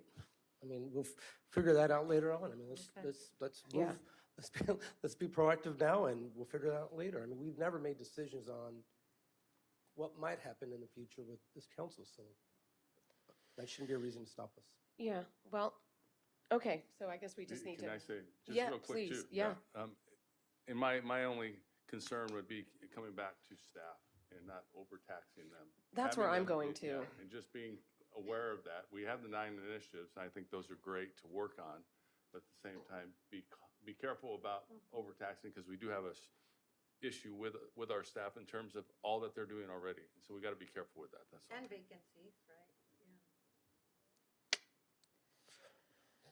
And I think after a Okay. year, sorry, Mayor, but after a year, we'll be able to assess some of these things, right? And see what kind of stuff works, what kind of stuff isn't working of the things we've already initiated. I know, so I'm uncomfortable committing to a second year right now. So that's probably what will be my hangup, but that's okay. So is this just a thumbs up kind of thing, or is this a, It should be a vote.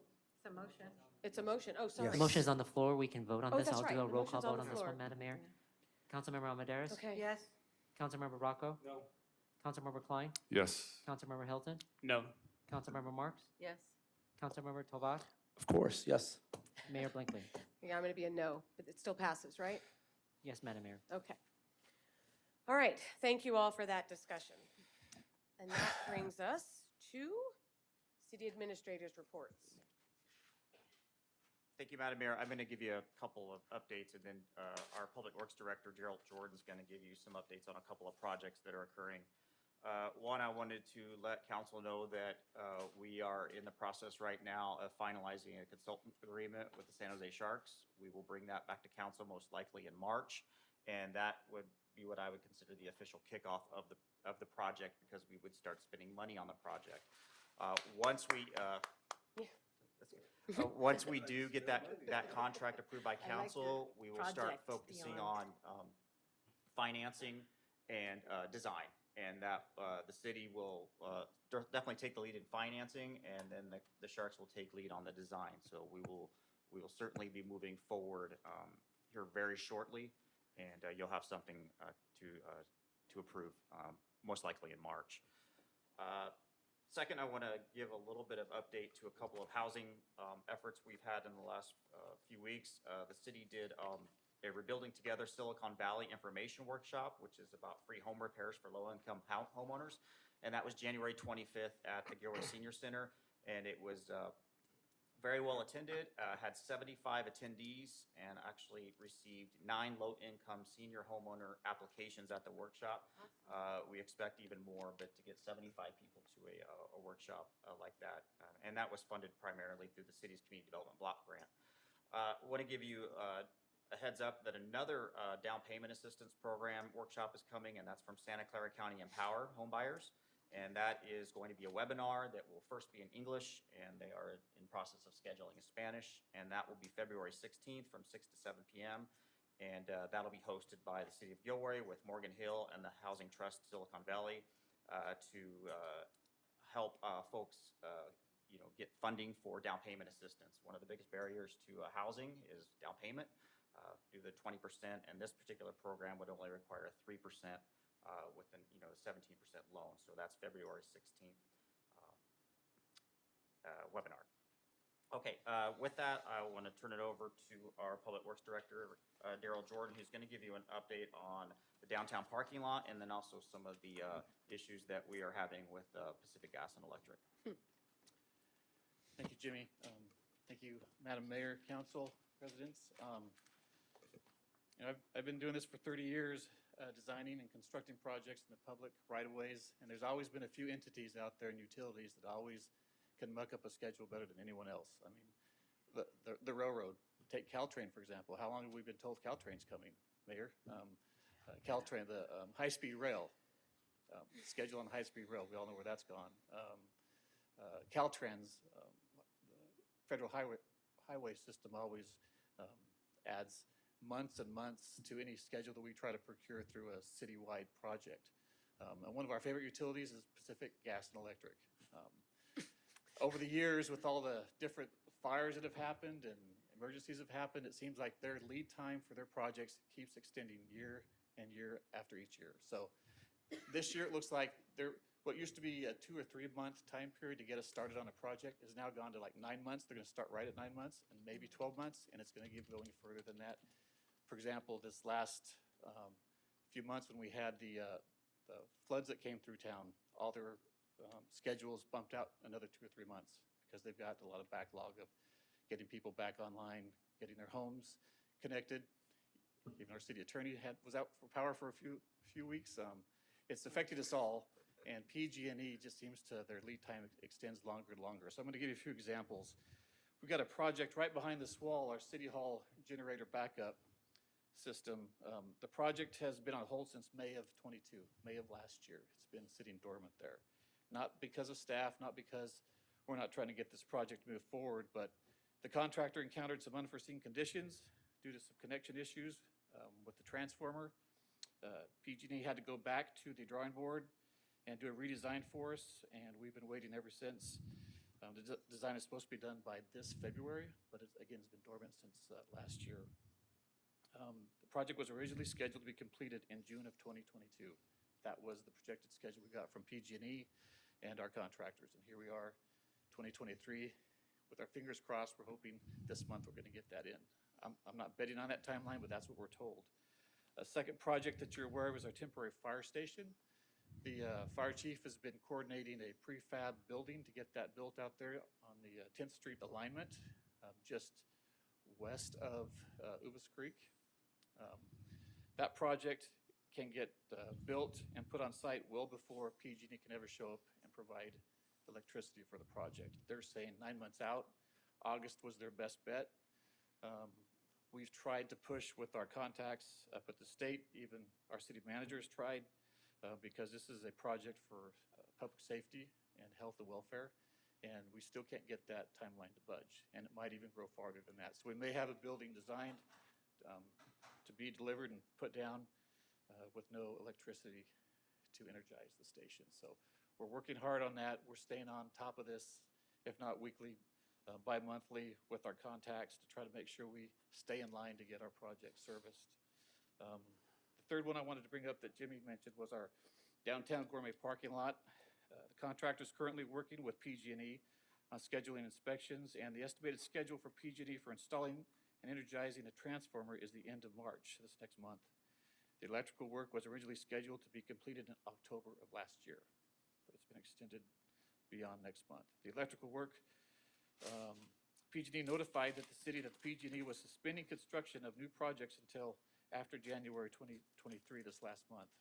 So PG&E scheduled the installation and energizing of the transformer for the end of March 2023. The project was originally expected to be completed in November of 2022. The issue with PG&E have delayed the project for about 5 months.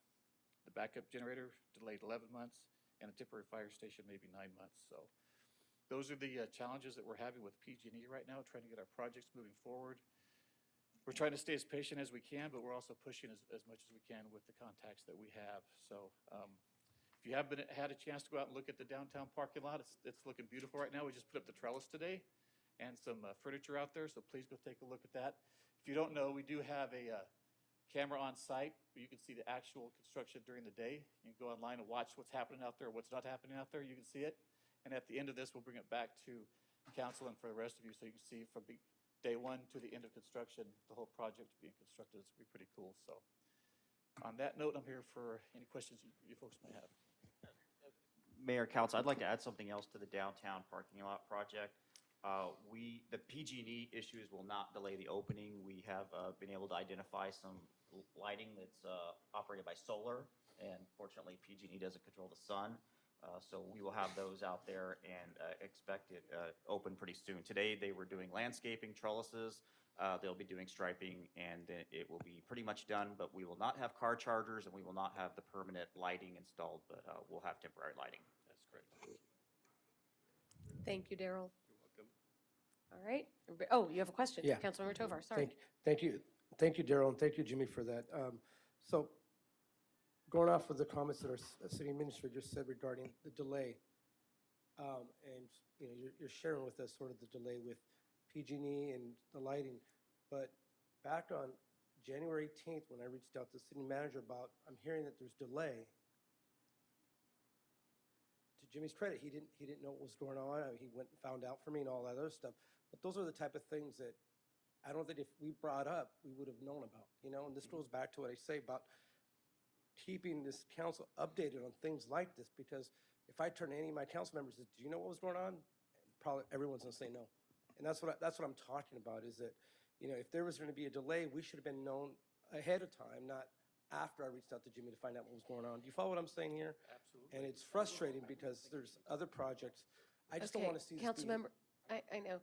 Well, instead of talking to staff, I mean, Jimmy, maybe, no, but of I want to say that I have gotten emails. I don't know the rest of the council. I mean, I think they've been addressed to all the council members, telling us about these PG&E problems constantly at the fire station, also at the temporary fire station that we're supposed to build, and here. I mean, we get a lot of emails, I know, so maybe it's not pointed out to you as clearly as you might like it to be, but we are being notified. I'm notified. Okay. Okay. All right. Mayor, I have a question. Okay, and then Jimmy wanted to see. Oh, okay. This Okay. is just a little off the subject, though. And Jimmy, maybe this is for a question for you. Do we need PG&E at all for the $3.9 million grant alleyway project? Because if we do, should we start talking to them now and scheduling them? Because it seems like they're really far out. We do not need them to complete our. Oh, good. We're safe. Okay, thank you. Okay, Jimmy, did you want to say something? No. Okay. Okay, thank you. Thank you. Great report. That's a lot of information. Yeah. Item 12. And now we have, city attorney has to compete with that, his report. Sorry, just kidding. I'm going to give you an update on two items. The first is the grand jury. Remember the civil grand jury from last fall? The civil grand jury issued this report having to do with misleading ballot titles. And their poster child was the Water District's term limit extension, as you'll recall. So they required, they made recommendations. The recommendations were that every entity should have its ballot arguments and titles reviewed by county council for accuracy, and also that all the entities should form independent commissions of citizens to look over these ballot ballot titles.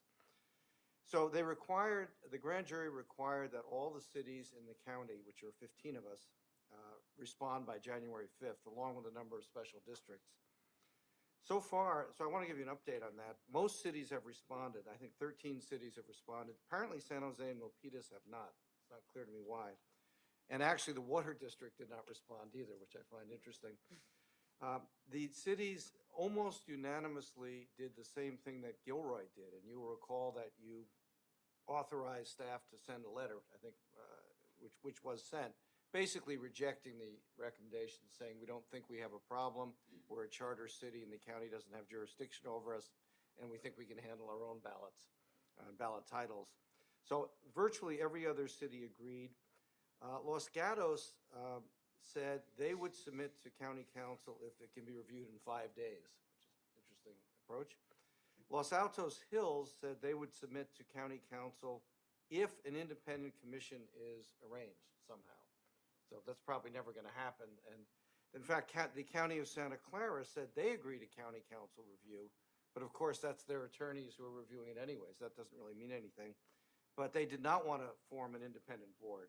So as an update, virtually all of the entities in the county that have responded, and almost all have responded, have rejected the grand jury's recommendations, as did Gilroy. So that's the first update. Does anybody have any questions on that? Or? Okay. Second update concerns the housing element, and I'm mentioning that because there have been a lot of articles in the paper about this recently, and you probably read about it.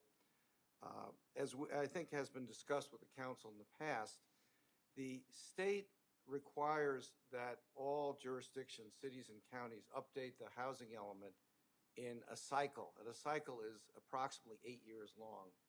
So we are facing the 6th cycle, and to update, to have our housing element approved for the next year's 2023, roughly through 2030. So all of the deadline to get the housing elements approved by HCD, the State Department of Housing and Community Development, was January 31st, 2023, in other words, a few days ago. No city in Santa Clara County has received such approval.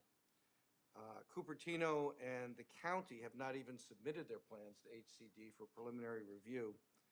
And in fact, only 14 of 109 cities in the Bay Area, according to published reports, have actually submitted plans that the councils in those cities have adopted without HCD having reviewed them. So we are in a boat with many other cities at this point. What we did, Gilroy submitted a draft review, a draft housing element, excuse me. We had it prepared by consultants. They did a very competent job. It's almost 300 pages long. And it was submitted on October 31st of last year. HCD took almost 90 days to review it. They wrote us a letter last week in which they basically said we have to add certain things and various statistics and kinds of things. The letter they wrote is a very typical letter. They've written virtually the same letter to many other cities. We've looked at some other ones. So our consultants will be working to add the material that's requested to the extent they can. They will enter into a sort of negotiation with HCD because that's the way these things work. They're going to try to meet with HCD in the next few weeks, and hopefully, assuming that HCD is okay with what they are then doing in terms of revisions, the housing element could be brought back to the city council to be adopted. Once it's adopted, it still goes back to HCD, and they may require more changes. You may have heard that some cities have adopted housing elements prior to getting HCD approval. In fact, Los Gatos did that on January 30th. Their planning commission had reviewed the housing element before even getting a response from HCD. Then they got a response, which like ours was 13 pages long and said they had to do a bunch of things. And they approved their housing element anyway without HCD's approval. Now, in the past, that might be effective. And in fact, for those of you who may remember, Gilroy itself was in litigation in the early 2000s over our housing element. Twice HCD refused to certify it, and we got sued on it. Twice we won those lawsuits, actually. But that probably can't happen now because state law has given HCD additional powers. So ultimately, our expectation is we will add material to the housing element. We will negotiate with HCD. We'll bring it back to the council. Council will approve it. HCD will then find it in compliance or maybe require some relatively minor changes. the expectation is that this project is converging on a valid housing element. And by doing so, we will be ahead of most other cities in the state. In fact, interesting, Los Angeles County, their deadline was about a year ago. These things are staggered in the state. And even though their deadline was a year ago, less than half of the cities in Los Angeles County have approved housing elements. So the HCD is being tougher on cities, but our expectation is that we will work with them satisfactorily. We have a lot of faith in the consultants and believe that they're doing a good job. So that's an update. There are a lot of newspaper articles. If anybody has any questions, I'll be happy to answer them. Thank you, Andy. I certainly appreciate that because it's not just, I don't know that it's been newspaper articles so much as individual people writing into the newspaper. That's what I've been seeing with some information that is misleading, or at least makes it appear as though the city of Gilroy is somehow on its own not in compliance, and that's just not the case at all. No, and our belief also is that Gilroy is not regarded by HCD as a problem child, so to speak. There are cities that HCD fights with. There are cities, for example, a city up the peninsula that declared itself mountain lion habitat last year, you may recall, which didn't last very long. So there are cities that actively fight with HCD. We're not doing that. We're trying to comply and expect that we will. Okay, thank you. Anybody else with questions? Okay.